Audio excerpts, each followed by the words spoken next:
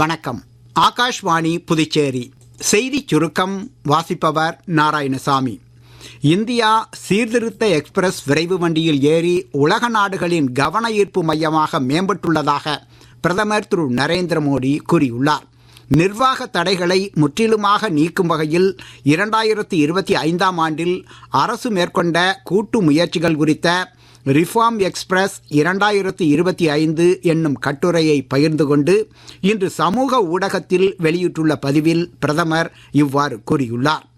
வரவிருக்கும் நிதியாண்டிற்கான மத்திய பட்ஜெட்டில் இடம்பெற வேண்டிய அம்சங்கள் குறித்து பிரதமர் திரு நரேந்திர மோடி இன்று புதுடில்லி நிதி ஆயோக் அலுவலகத்தில் பொருளாதார வல்லுநர்கள் மற்றும் துறை வாரியான நிபுணர்களுடன் கலந்துரையாடினார்.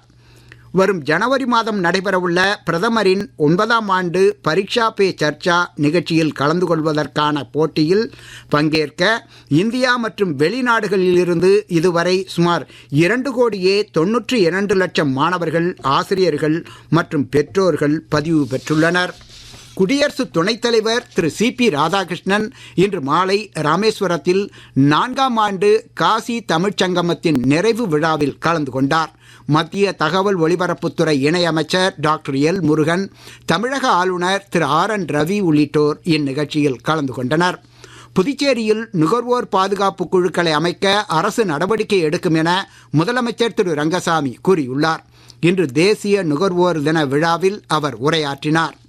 மகளிர் கிரிக்கெட்டில் இந்திய இலங்கை அணிகளுக்கு இடையே இன்று திருவனந்தபுரத்தில் நடைபெறும் 5வது மற்றும் இறுதி 20 ஓவர் போட்டியில் முதலில் ஆடும் இந்திய அணி சற்று முன்வரை 12 ஓவர்களில் 5 விக்கெட் இழப்பிற்கு 83 ரன் எடுத்திருந்தது. நாளையுடன் முடிவடையும் 2025ஆம் ஆண்டு மக்களின் வாழ்வை எளிதாக்குவதற்கான நிர்வாக சீர்திருத்தங்களின் ஆண்டாகவே திகழ்ந்ததாக மத்திய பணியாளர் துறை இணையமைச்சர் டாக்டர் ஜிதேந்திர சிங் கூறியுள்ளார்.